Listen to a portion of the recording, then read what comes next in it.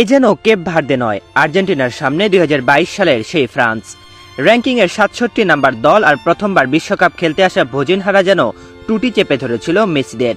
22-এর সেই দুর্দান্ত মার্টিনেজ যেন আজ ছিল শুধুই একজন মূর্তি, বিপরীতে একাই বুক চিতিয়ে লড়েছেন ভোজিনহা।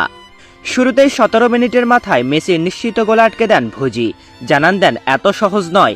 তবে ম্যাচের 29 মিনিটে আর ভুল করেননি লিউ, দুর্দান্ত গোলে এগিয়ে যায় আর্জেন্টিনা। কিন্তু ছেড়ে দেওয়ার পাত্র নয় কেপ ভার্দেও, ম্যাচের 59 মিনিটে সমতায় ফেরে তারা। ডিবক্সের ভেতরে পাওয়া বল এমিলিয়ানো মার্টিনেজের দুই পায়ের ফাঁক দিয়ে জালে জড়ান লারস দুয়ার্তে। এরপর হন্য হয়ে একের পর এক আক্রমণ চালালেও ওয়ানম্যান আর্মি হয়ে সব আটকে দেন ভোজিনহা।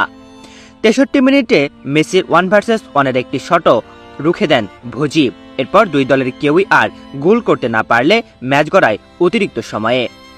92 মিনিটে দুর্দান্ত এক গোলে আর্জেন্টিনাকে এগিয়ে দেন লিসান্দ্রো মার্টিনেজ।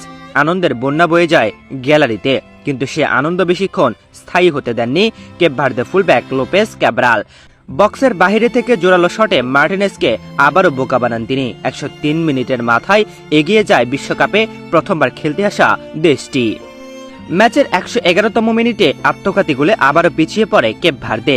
বাদিক থেকে লিউ মেসির নেওয়া কর্নার নিখুঁতভাবে ভেসে আসে বক্সে। কেপ ভার্দের ডিফেন্ডার দিনেই বোহের্সের হাতে লেগে বল জালে ঢুকে যায়, আর তাতেই ডিফেন্ডিং চ্যাম্পিয়ন আর্জেন্টিনাকে রুখে দেওয়ার স্বপ্নের সমাধি ঘটে। শেষ পর্যন্ত নিজেদের আত্মঘাতী এই গোলেই বিদায় নিতে হয় ভোজিনহাদের।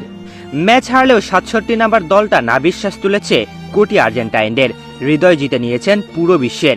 শূন্য হাতে বিশ্বকাপের মঞ্চে এসে পুরো দুনিয়ার কাছেই হিরো বনে গিয়েছেন এই 40 ঊর্ধ্ব এই গোলকিপার।